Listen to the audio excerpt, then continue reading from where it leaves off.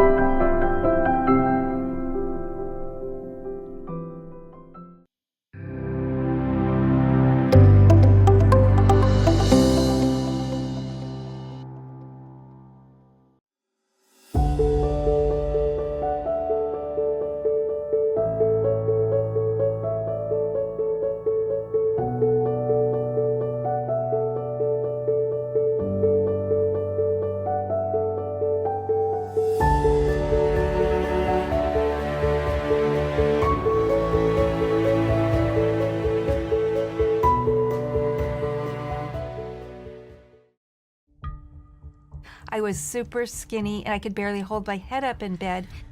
And now they're telling me, because you have a very aggressive cancer, you do 6 months of the most intensive chemotherapy, followed by 6 weeks of radiation every day. All of a sudden, something was starting in my head. Everything I heard was pointing to the real Messiah of the Jewish people, and my whole goal was to disprove this. I was raised in Southern California, and we went every week to synagogue for Sunday school, and then we'd go to all the high holidays, and we were very involved in our synagogue. We made a trip to Israel when I was 12 years old, and it was 1966, 5 months before the 1967 war. So I remember standing somewhere up high and looking out, and a tour guide telling us, that is the old city, but we're not allowed to go there. And I thought, oh, wow, I wonder what it would be like. And my mom was actually raised in Israel from 12 to 24 years old, and she served in the Irgun. She was a spy for the British, and she was also the voice of the underground radio. So I have a lot of Israel in my blood, even though I'm living in California. I was really wanting to know more about my Judaism because we heard stories in Sunday school. We'd hear Noah and the Ark, the Exodus, but nothing really pulled together Judaism from the beginning to today, to the end, and what God was doing with the Jewish people. I couldn't make that connection. I was the only Jewish person in my elementary school, and we would sing Christmas carols, and when the word Jesus would come up, for some reason I knew, you don't do that, you don't say that, so I would shut my mouth my entire life until I went to college, and I got a freshman Christian roommate. And I kind of looked at Christians as people who needed a crutch. They just needed something to make them feel good, but they had no basis for their beliefs. And so, but she was a Christian, and her boyfriend was very nice. And he would talk to me all the time about the Lord. So I finally said to him, you know what, Gary, I am going to prove to you that you have nothing to stand on in what you believe. And he said, okay, that's fine. Could I give you one book to read while you're in your search? I said, absolutely. So he gave me the book called Late Great Planet Earth. It's the first time that I read something that put all the pieces together, where I could see where the Jewish people started in Genesis, what the big plan was from the beginning to the end. And what blew me away was the prophecies. We never learned about prophecy at synagogue. God had specific predictions that he had said were going to happen thousands of years in the future, occurred exactly like he said they were, and that they all matched up to one person as being the Messiah, being Yeshua. I was really, honestly, very upset because the last thing I wanted to do was become a Christian. So one of the things I did in searching is I went to my rabbi and I said, could you please explain to me Isaiah 53? Because this really sounds like the New Testament Messiah to me. It doesn't sound like the Tanakh, what we believe in. And he looked at it and he said, I'm sorry, but I can't explain it to you. I don't know. Everything I heard and everything I was reading was pointing to Yeshua being the real Messiah of the Jewish people. And my whole goal was to disprove this. So I was laying there in my bed and I just yelled out to God that night. I just said, you know what, God? I do not want to become a Christian. But I said, if you want to save me, you just go ahead and do that. And in my mind, I'm thinking, okay, it's over, it's done, nothing's going to happen. I can just walk out and we are good. All of a sudden, I was very, very aware that something was starting in my head and telling me that he was cleansing me of my sin. And it went all the way from my head through my whole body. And I went to bed that night I woke up the next morning. I was a totally different person. I had totally different reasons for living. I was standing at free speech platform at my college and giving my testimony to hundreds of people to tell them that God is real and that Jesus was the Messiah of the Jewish people. I was married and I was divorced after a long marriage. And after that divorce, a few years later, I got very, very ill. I had fibromyalgia, chronic fatigue syndrome. I was tormented by it for about 8 years. It was getting worse and worse. And then I get a diagnosis of endometrial cancer. They said, oh, we need to tell you that you have stage 3C. That means you have a good chance of survival if you do 6 months of the most intensive chemotherapy, followed by 6 weeks of radiation every day.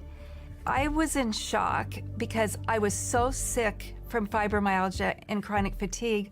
I was super skinny and I could barely hold my head up in bed.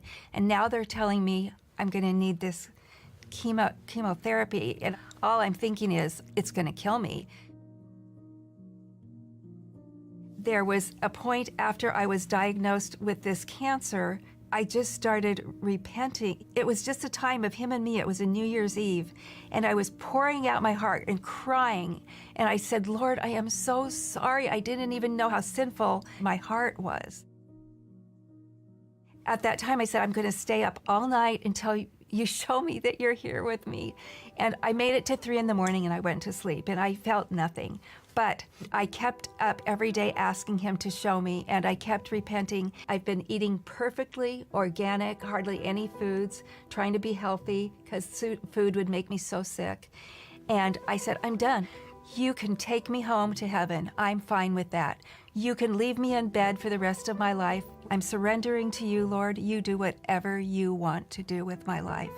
What he did was he enabled me to pray like I never prayed before. I started within 1 or 2 weeks, staying up till 2 or 3 in the morning every night reading the Bible. I couldn't put it down because every word was like the very breath of God to me.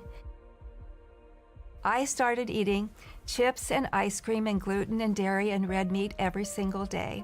But I kept reading my Bible and praying and repenting. I went from, I couldn't barely walk down my driveway to my mailbox. And one day I go, we're going to have to do this. And so I did it. And I go, I did it, and not in excruciating pain.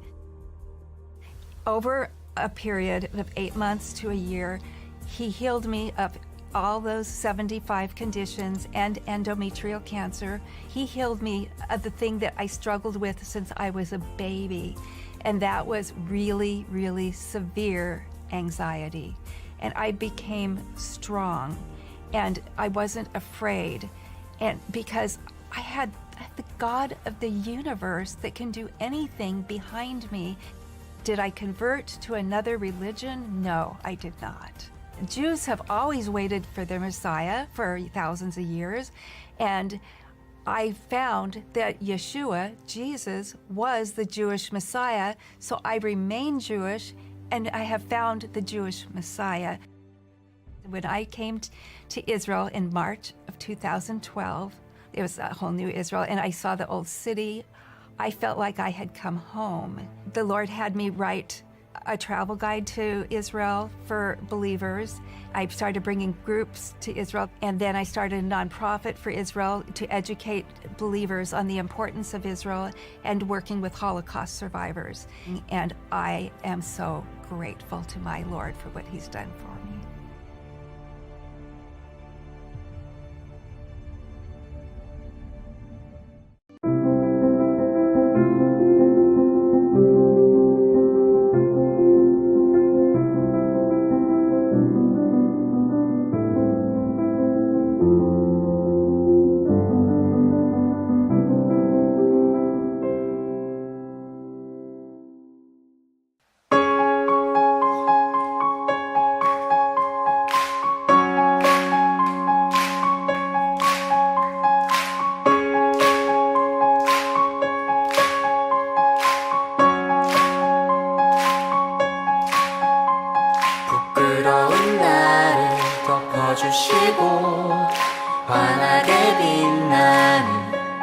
새날을 주시네.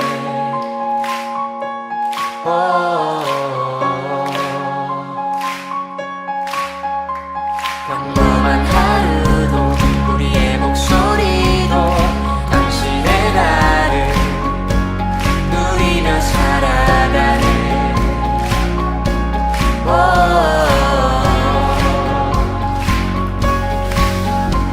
미련한 사랑 아버지의 유산 주의 사랑을 온 땅에 넘치고 당신의 나를 맞이한 우리를 통해 끝없이 흘러가네. 좋은 소식을 전하며 평화를 부르자. 아름다운 하늘 가진 그대여, 당신의 날에 우리와 화평을 이루신 그의 사랑을 즐거이 부르자.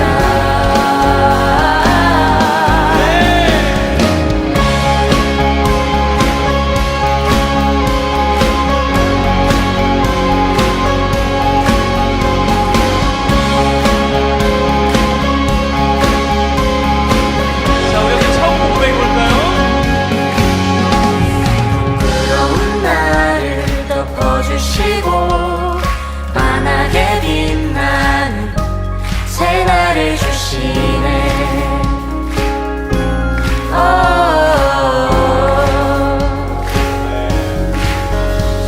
평범한 하루도 우리의 목소리도 당신의 나를 누리며 살아가네.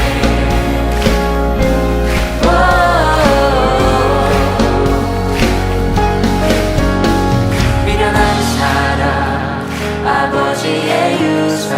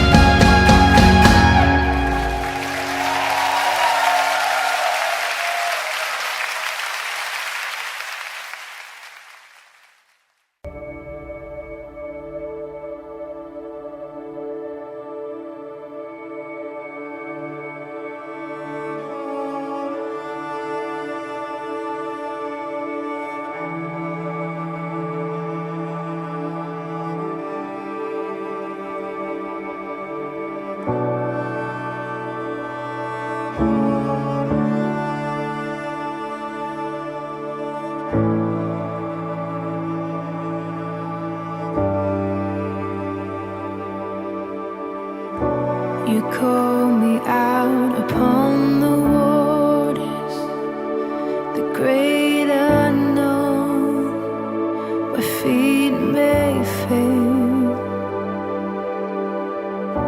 And there I find you in the mystery, in oceans deep, my faith will stand. And I will call upon your name and keep my eyes above the waves. When oceans rise, my soul will rest in your embrace, for I am yours. You are mine.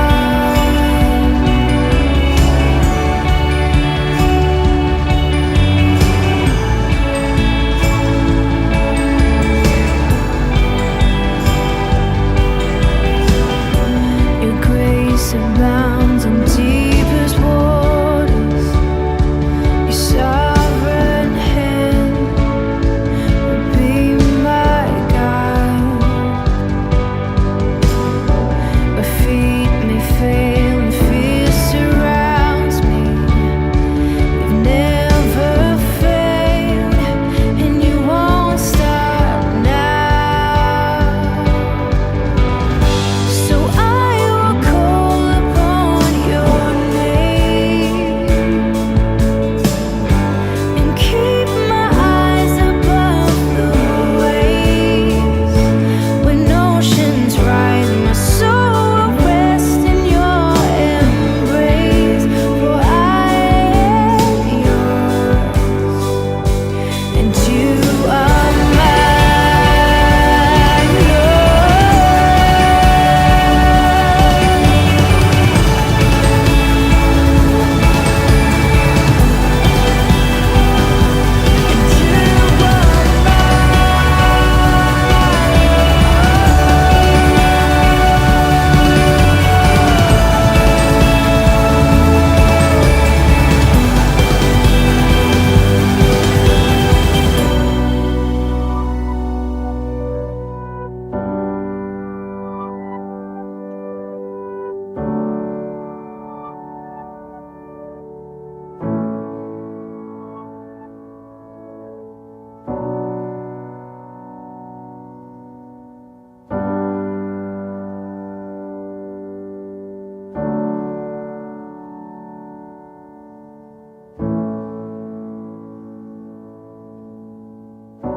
Spirit, lead me where my trust is without borders. Let me walk upon the waters wherever you would call me. Take me deeper than my feet could ever wander, and my faith would be made stronger in the presence of my Savior. Spirit, lead me where my trust is without borders. Let me walk upon the waters wherever you would call me. Take me deeper than my feet could ever wander, and my faith would be made stronger in the presence of my